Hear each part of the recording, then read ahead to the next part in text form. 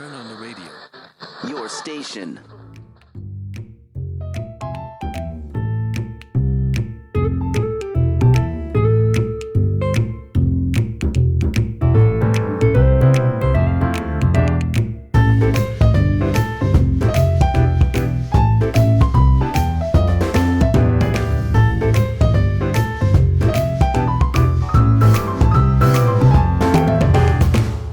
Hey, bienvenue dans ce podcast du patrimoine sur le patrimoine en danger avec votre principal intervenant, Anthony Zurawski. Bienvenue sur les ondes numériques, bienvenue dans Vestiges en alerte cette fois-ci.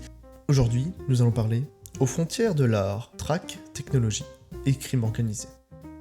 Aujourd'hui, nous allons nous plonger au cœur de deux affaires, deux enquêtes passionnantes.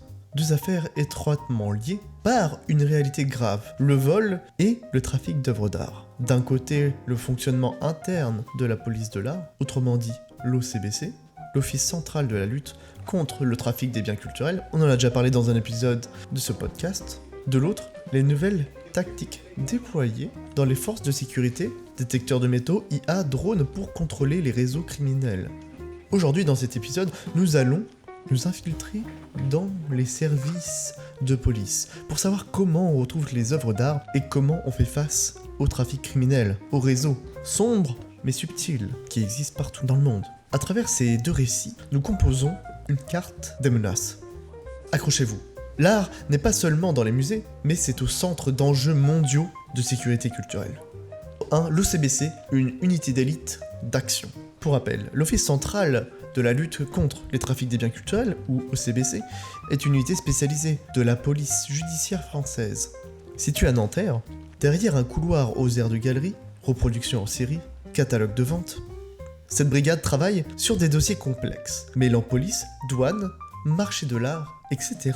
Le colonel Hubert Percy-Dussert, à la tête de la section depuis 2022, supervise les enquêtes qui mêlent transactions internationales, faussaires, recel et souvent blanchiment. Comment fonctionne une enquête de l'OCBC ? Tout d'abord, l'identification, via des saisies douanières, signalements d'experts ou alertes d'Interpol. Deuxièmement, l'instruction judiciaire, perquisition directe, audition des présumés criminels, traçabilité des œuvres, savoir où elles étaient, par où elles sont passées, et coopération internationale pour aider dans des pays étrangers ou des réseaux à grande échelle. 3. La saisie de l'objet.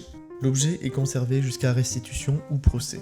Et la phase finale, action préventive, sensibilisation des galeries, vigilance auprès des commissaires-priseurs et des publics. La difficulté, c'est démêler l'identité, l'authenticité, certifier un objet, remonter jusqu'au voleur. L'unité est confrontée à un paradoxe. La police doit maîtriser autant l'art que la loi, l'archéologie et le droit. Et comme l'explique Estelle Stam, adjointe au chef de l'OCBC, pour ces acteurs variés, pilleurs, voleurs, faussaires, le fil conducteur reste toujours l'argent.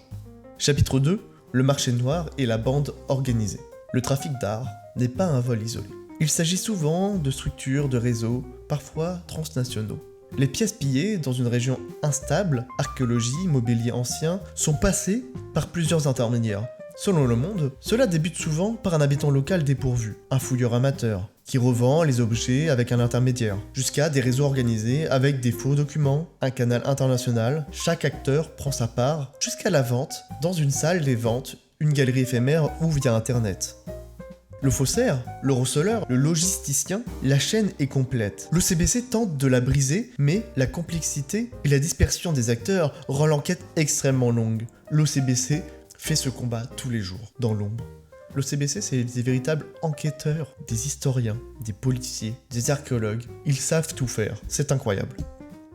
Chapitre 3, nouvelles tactiques, détecteurs de métaux, drones et IA, la technologie à son paroxysme. Pour mieux protéger le patrimoine archéologique, les autorités mettent en place des dispositifs innovants.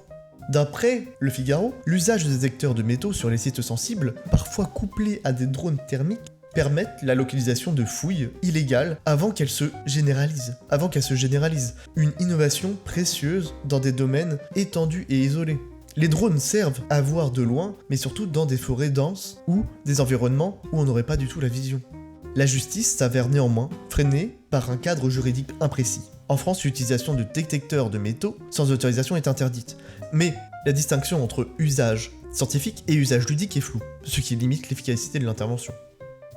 Par ailleurs, l'intégration de l'intelligence artificielle, IA, dans les pratiques policières permet d'identifier plus rapidement des volumes considérables de données. Transactions, vidéosurveillance, traces financières, en traitant des documents bancaires, en repérant des schémas, des anomalies. L'IA est un outil, elle accélère la construction de filières. Avec l'IA, on passe d'un travail humain fastidieux chronophage à une analyse algorithmique, capable d'identifier des réseaux, d'anticiper des marchés criminels et de détecter des comportements suspects dans des galeries d'art. L'IA est un véritable atout. Pour conclure, les enjeux et les limites éthiques. Ces tactiques innovantes soulèvent des questions éthiques et pratiques, la vie privée et la surveillance pour l'IA. Pas finir dans une société dystopique. L'IA peut devenir une sorte d'intrusion. La reconnaissance biométrique est un fond très ambigu. Le biais algorithmique. Des décisions automatisées peuvent être erronées et impliquées. C'est-à-dire, les décisions de l'IA peuvent avoir des conséquences physiques sur des personnes, alors que ce sont des choix peut-être erronés, sans émotion. L'équilibre législatif. La France encadre l'IA via l'IA Act. Mais la mise en œuvre policière reste évaluée depuis 2025. Mais sa mise en œuvre évolue. On a un besoin de former les policiers, d'engager des informaticiens, financer du matériel sophistiqué. Il faut dompter ce matériel. En conclusion, nous avons vu que la police de l'art est en pleine mutation, confrontée à des voleurs de plus en plus organisés, à des marchés opaques et des témoignages et des technologies sophistiquées. Les détecteurs, les drones, l'intelligence artificielle sont des nouvelles armes pour les criminels, mais aussi des outils pour la police. Elles doivent être accompagnées de formations, de partenariats, de régulations, pour éviter des dérives et des injustices. Ça, tout à fait d'accord. L'art et le patrimoine appartiennent à tous. Le défendre, c'est préserver une mémoire collective. Et c'est un combat à mener. Sur le terrain, dans les musées, sur les plages, dans les bases de données, avec la loi et l'innovation. Chaque innovation, chaque mutation peut être un danger, mais aussi peut être une force. Et l'OCPC l'a bien compris et met en place des choses qui permettent de faire bouger les choses. C'était Anthony Zurawski, votre principal intervenant, et c'est comme ça que je conclurai cet épisode du podcast Patrimoine en danger. Je vous dis à plus tard sur les ondes de numérique pour d'autres épisodes sur le patrimoine en danger. N'hésitez pas à me dire quel sujet vous voudriez aborder, mais en tout cas, moi je vous retrouve la semaine prochaine ou dans un mois pour d'autres épisodes sur le patrimoine en danger. Je vous dis à plus tard, retrouvez-moi sur Spotify et YouTube, et je vous dis au revoir, à plus.